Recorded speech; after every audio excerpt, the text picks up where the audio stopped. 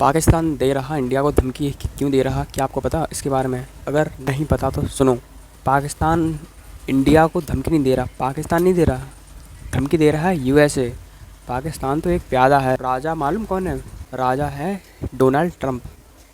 क्यों? क्योंकि अमेरिका के ऊपर ही इतना कर्जा है, ट्रिलियन डॉलर का है काफ़ी।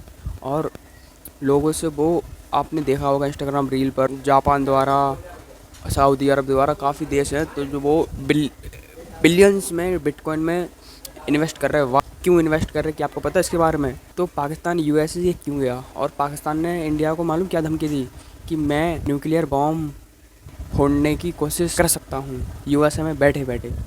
क्या ऐसा मुमकिन है? मुमकिन तो नहीं, ये सिर्फ इंडिया को धमकाया जा रहा है। और चाइना इंडिया के बगल में क्यों खड़ा हुआ? क्या उसको कुछ फ़ायदा हो रहा? हाँ बिल्कुल फ़ायदा हो रहा। क्या फ़ायदा हो रहा मैं वो आपको लास्ट में बताऊंगा, लेकिन उससे पहले आप ये सुनो। यूएसए रसिया को रोकने के लिए क्यों लगा? यूएसए यूक्रेन को बचाने में क्यों लगा? वो यूक्रेन को बचाने में इसलिए लगा क्योंकि यूक्रेन में पाए जाते हैं बहुत रेयर एलिमेंट, बहुत रेयर हीरे की खदानें हैं उधर, जो बहुत ही कम पाए जाते, जो अलग अलग रंग के होते, जो पन्ना पुखराज वगैरह नीले पीले होते, ऐसी रेयर एलिमेंट, वो क्या बोलते हैं, धातु यूक्रेन में पाए जाते।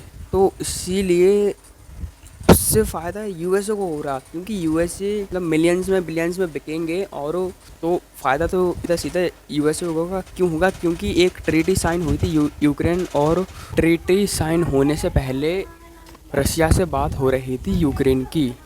रसिया को मालूम था अगर मैं युद्ध होने से पहले अगर मैं इसमें नहीं घुसा तो यूएसए घुस जाएगा।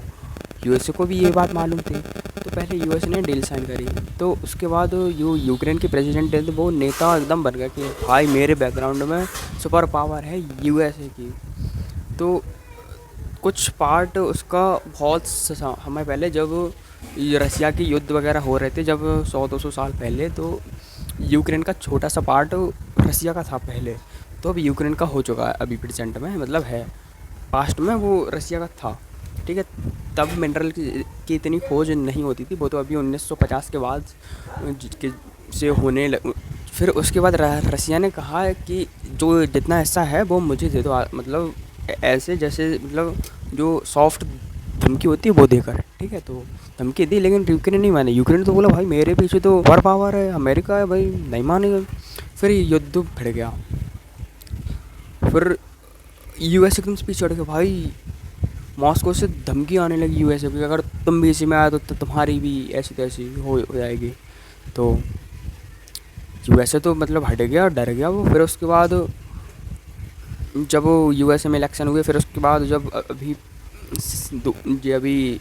ट्रम्प प्रेसिडेंट बना, तो उसने बोला था कि मैं वॉर ख़त्म करवा दूंगा। लेकिन वॉर ख़त्म सिर्फ होने वाली थी तो मतलब रसिया कह रहा था, मतलब यूएस ने बोला था कि इसे आराम से ख़त्म करो, जो होगा अभी बाद में देखे जाएंगे, पहले अभी शांत रखो दिन। तो रसिया होने लगा शांत।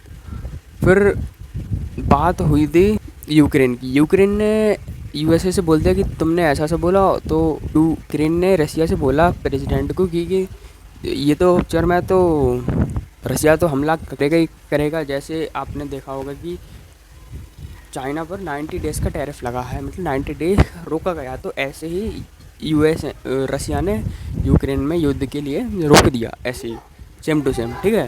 मतलब सेम है, कुछ समय के लिए रोक देगा। तो यूक्रेन के प्रेसिडेंट ने बोला कि हम भी रोक देंगे। रसिया के प्रेसिडेंट ने बोला कि हम रोक देंगे। तो यूक्रेन के प्रेसिडेंट ने यूएसए के उससे कहा कि अगर इन्होंने हम पर फिर से हमला किया तो हम इन्हों जो मिनरल्स हैं वो हम अपने यूक्रेन के लिए ही करेंगे जो करेंगे। तो उससे थोड़ा सा ट्रम्प को हुआ नुकसान। मतलब नुकसान क्या, वो जो ट्रम्प के पीछे टीम काम करती है उन्होंने कहा कि इससे हमारे कंट्री को नुकसान हो सकता है, बस। फिर उसके बाद उसने ठान लिया कि मैं वॉर रुकवा के रहूँगा। फिर उसने देखा कि सबसे ज़्यादा रसिया का ऑयल कौन ख़रीदता है, तो रसिया का ऑयल सबसे ज़्यादा ख़रीदता है चाइना, हमसे भी ज़्यादा ख़रीदता है, ठीक है। तो सीधे सीधे फिर चाइना पर टैरिफ लगाया गया, पहले 15%, सिर्फ 15% फिर उसके बाद 93 तक पहुंच गया था, 3% तक टैरिफ पहुंच गया था। तो जो ये एग्रीकल्चर वाले, जैसे आपने देखा होगा इंटरस्टेलर मूवी में, कि जो भुट्टे के उनके बड़े बड़े खेत होते एकदम 10 एकड़ 20 एकड़ सिर्फ भुट्टे भुट्टे लगा, तो जो वो उगाते हैं तो वो यूएसए में अकेले तो सेल कर नहीं पाएंगे, तो वो एक्सपोर्ट करते, ठीक है, डॉलर में जाते, तो सरकार को भी अच्छा फ़ायदा होता और किसानों को भी अच्छा फ़ायदा होता। तो वो जाते हैं ज़्यादातर यूएसए के जो एग्रीकल्चर प्रोडक्ट हैं वो जाते ज़्यादातर चाइना में, क्योंकि चाइना में वो रेयर हैं, बहुत ही कम पाए जाते हैं ऐसे, तो मतलब उगते कम हैं ऐसे जो प्रोडक्ट जो यूएसए रसिया चाइना को इम्पोर्ट करता था, एक्सपोर्ट करता था, ठीक है, और चाइना यूएसए से इम्पोर्ट करती थी। तो चाइना ने वो एकदम से बंद कर दिया। अभी पिछली बार आपने देखा होगा कि जाने कई बिलियन देना पड़े थे किसानों को ट्रंप द्वारा। तो ट्रंप की गवर्नमेंट को थोड़ा सा नुकसान तो हुआ था कि अगर जो यूएसए में जो एग्रीकल्चर प्रोडक्ट हैं अभी, वो अगर हमने चाइना को नहीं दिए तो नुकसान तो इसका ही होगा, यूएसए का। फिर से $1 बिलियन देना हमें किसानों को। फिर जब यूएसए ने चाइना पर टैरिफ लगा तो फिर नीचे आता है इंडिया। इंडिया भी एक अब तो सबसे बड़ी डेमोक्रेसी कंट्री बन गई है, पहले नहीं थी, पहले तो चाइना थी, अब इंडिया बन गई। तो यूएसए ने बात करी चाइना से, उससे पहले बोला गया था कि कहता था कि इंडिया हमारा अच्छा दोस्त है, सबसे अच्छा दोस्त है, मतलब अच्छे बहुत अच्छे रिश्ते थे। फिर उसके बाद से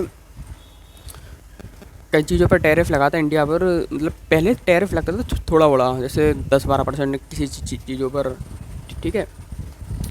तो अगर आपको टैरिफ के बारे में नहीं पता टैरिफ क्या होता है तो वो आप कमेंट में देख लेना, मैं सब लिख दूँगा। ऐसे यूएसए की कई चीज़ें थी, बर्गर किंग, कोलगेट वगैरह, तो इन पर टैरिफ था 15%, मतलब 15% नहीं टैरिफ था। तो वो चीज़ें इंडिया में आसानी से उतनी रेट में बिक रही थी जितने यूएसए में, मतलब सेम टू सेम, थोड़ा बहुत ही मतलब वो था डिफरेंस, थोड़ा बहुत ही, जैसे कोलगेट पेस्ट वगैरह, ऐसी कई सारी चीज़ें थी। तो यूएसए ने बोला कि हम जो एग्रीकल्चर प्रोडक्ट हैं वो हम इंडिया में बेचना चाह रहे हैं। तो अभी इंडिया में अगर यूएसए का एग्रीकल्चर प्रोडक्ट आता, वो भी महंगे में, डॉलर में आता। आपने देखा होगा मेलों में, जो आपने देखा होगा कि अमेरिकन वो मिलता स्वीट कॉर्न का मतलब भुट्टा मिलता अमेरिका वाला, तो 50 रुपये का एक मिलता, मतलब आसान, वो वहाँ से आता लगभग होलसेल में लगभग 5-6 रुपये, मतलब ऐसी का एक उसको पड़ता सेलर को। फिर सेलर यहाँ से वो मुंबई में इंपोर्ट होते और फिर यूएसए एक्सपोर्ट करता मुंबई से फिर